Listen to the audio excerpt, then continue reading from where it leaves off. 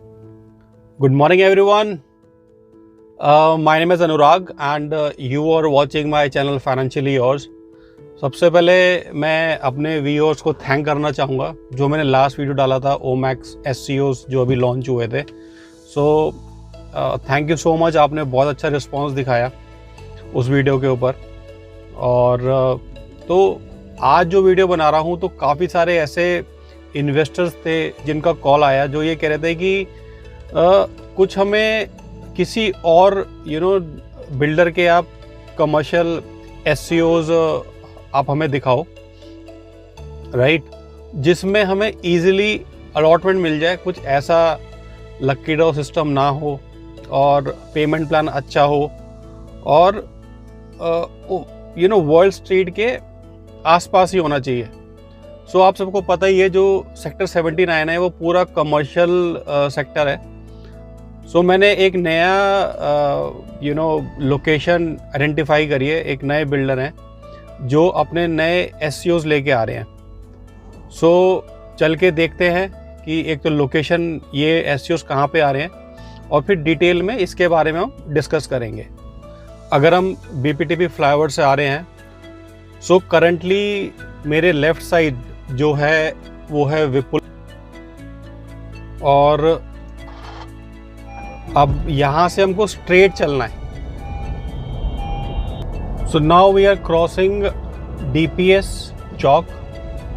अगर हम स्ट्रेट आ रहे हैं बाईपास रोड से, अब हमको यहाँ से स्ट्रेट चलना है।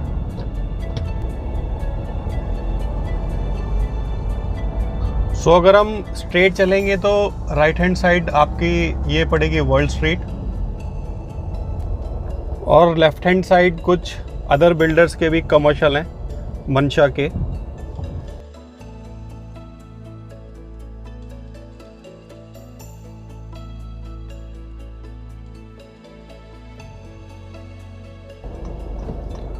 सो हम जैसे ही जब वर्ल्ड स्ट्रीट से सीधा आएंगे, सो जो पहला राउंड अबाउट पड़ेगा जिसको हम बोलते हैं चंदीला चौक, वहाँ से हमको राइट लेना है।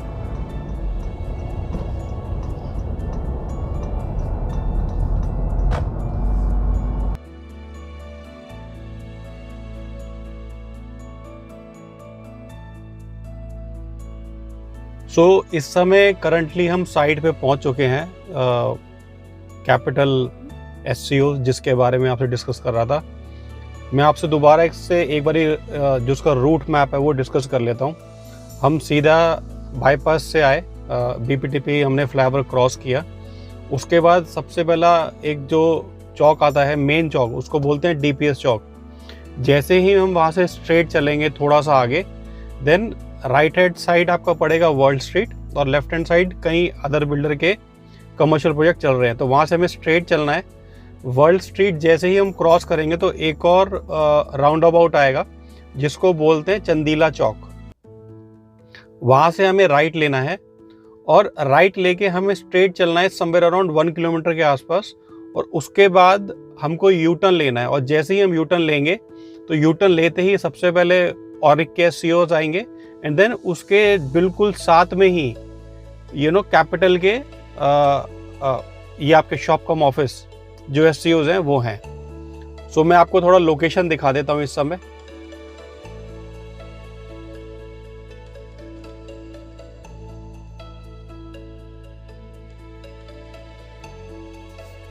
सो इस समय हम करंटली कैपिटल एससीओ की साइट पे हैं और बिल्कुल एडजेसेंट जो साथ में लैंड है वो ओमैक्स है, वहाँ पे अपने ओमैक्स एससीओज लेके आएगा।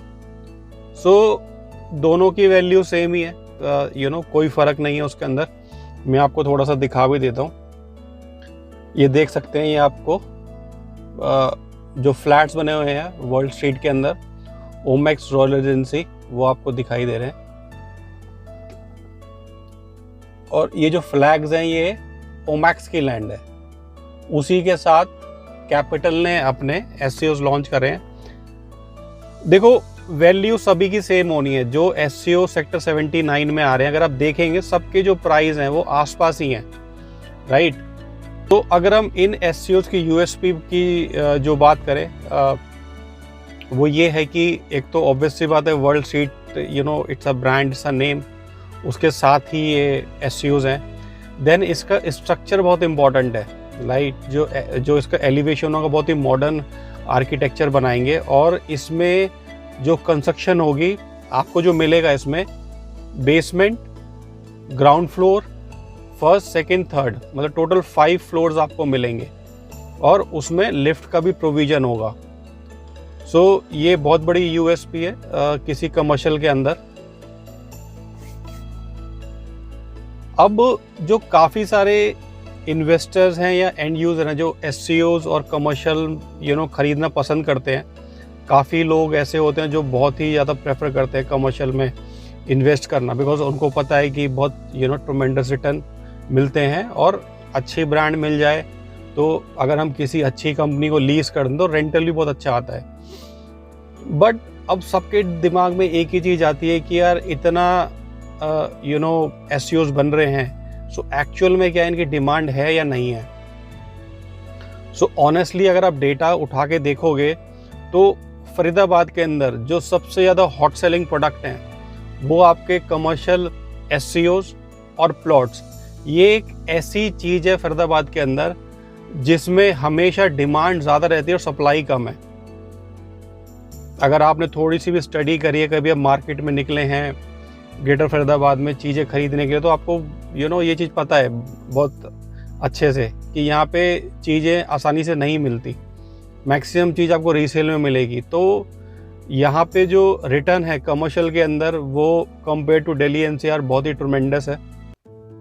और अगेन अगर मैं फ्यूचर की बात करूँ तो मैं बार बार एक ही चीज़ बोलता हूँ कि जिसने भी 2031 के मास्टर प्लान में इन्वेस्ट करेगा, भले ही वो आप रेजिडेंशियल लैंड में इन्वेस्ट करें या फिर आप कमर्शियल में इन्वेस्ट करें, आपका जो इन्वेस्टमेंट है वो मल्टीपल टाइम्स उसको ग्रो होना ही होना है, बिकॉज ऑफ कई ऐसे फैक्टर है जो फर्दर का इंफ्रास्ट्रक्चर है वो बहुत ही ट्रमेंडस चेंज होने वाला है नेक्स्ट 5 ईयर्स के अंदर, राइट। और Faridabad is become a hub of Delhi NCR due to the connectivity. Faridabad एक सेंटर पॉइंट बन जाएगा लोगों के लिए, और हर कोई आज के टाइम में फरीदाबाद में रहना प्रेफर करेगा। अभी कई लोग हैं जो फरीदाबाद के बारे में नेगेटिव बोलते हैं। मेरे वीडियोस पे कई ऐसे कमेंट्स आते हैं जब मैं गुड़गांव या नोएडा के बारे में बोलता हूँ, तो या देखो हर सिटी की अपनी यूएसपी है, ठीक है। सो मैं किसी को क्रिटिसाइज नहीं कर रहा है, गुड़गांव की अपनी यूएसपी है, नोएडा की अपनी यूएसपी है, मगर काफ़ी टाइम से हुआ क्या कि फरीदाबाद एक तरीके से लोगों की नज़र में नहीं आया। जो सारी की सारी ग्रोथ है वो गुड़गांव और नोएडा चली गई। बट देखो हर इंसान का समय आता है, वैसे ही हर एक शहर का समय आता है।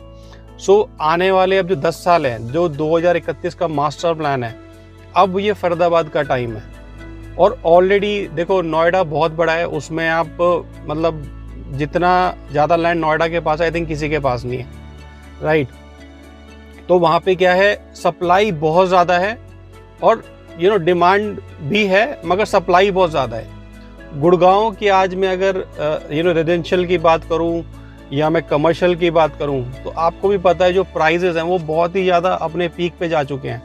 अब उस लेवल पे जो इन्वेस्टर है वो इन्वेस्ट नहीं करना चाहते, इसलिए आज के टाइम में जो मैक्सिमम मुझे कॉल्स आती हैं वो एनआरआईज की आती हैं जो आउट ऑफ कंट्री रह रहे हैं, कई लोग जो साउथ दिल्ली में रह रहे हैं, और कई लोग जो गुड़गांव में रह रहे हैं वो कॉल करके फ़ोन करते हैं कि हमें फरीदाबाद में इन्वेस्ट करना है, ठीक है। सो देखो रियल स्टेट में मैं कहता हूँ आप किसी भी प्रोजेक्ट को मत समझो, राइट। आपको समझना है मास्टर प्लान को।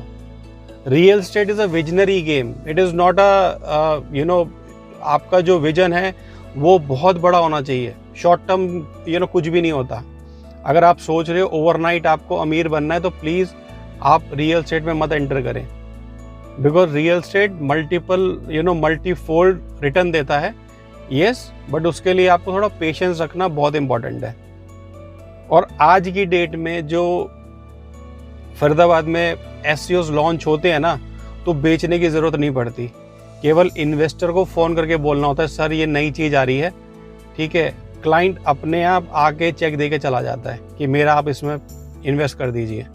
सो जो इन्वेस्टर्स हैं उनको नॉलेज है, उन्होंने पैसा बनाया है, उन्हें कॉन्फिडेंस है। इसलिए दूसरा, मैं आज के टाइम में जो काफ़ी सारे इन्वेस्टर्स हैं जो मुझे कॉल करते हैं, वो ज़्यादा चीज़ देखो फ़ोन के ऊपर समझना चाहते हैं, बट फ़ोन के ऊपर सारी चीज़ें डिस्कस करना, समझाना थोड़ा सा चैलेंजिंग होता है, बिकॉज मास्टर प्लान जो है वो मैं आपको फ़ोन पे नहीं समझा सकता, राइट। जो लेआउट है वो मैं आपको फ़ोन पे नहीं दिखा सकता। तो मैं यही कहता हूँ, आप आके मिलिए, डिस्कस करिए, बिकॉज ऐसा नहीं है कि मेरे कहने पर आप इन्वेस्ट कर दोगे, राइट। जब तक आप उस पर फुली कन्विंस नहीं होगे आप इन्वेस्ट नहीं करोगे, राइट। तो हमारा काम केवल समझाना होता है, अल्टीमेटली डिसीजन आप लोगों को ही लेना है। सो बाकी जो भी डिटेल्स हैं वो मैं डिस्क्रिप्शन में मेंशन कर दूंगा इस प्रोजेक्ट से रिलेटेड, एंड उसी में मेरा व्हाट्सएप लिंक होगा। मैं अपना कॉन्टैक्ट नंबर मेंशन नहीं करूंगा, बिकॉज काफ़ी लोग अननेसेसरी परेशान करते हैं, बुरा मत मानना इस चीज़ को। मेरा व्हाट्सएप लिंक होगा, उसके थ्रू हम चैट के थ्रू कनेक्ट कर सकते हैं, and then definitely we can plan to meet as well. So thank you so much for watching my video, and जाने से पहले चैनल को जरूर सब्सक्राइब कर लें। आप लोगों ने बहुत सपोर्ट करा है, और आपके सपोर्ट की वजह से ही मेरा चैनल मोनेटाइज भी हो गया है। सो thank you so much for your support.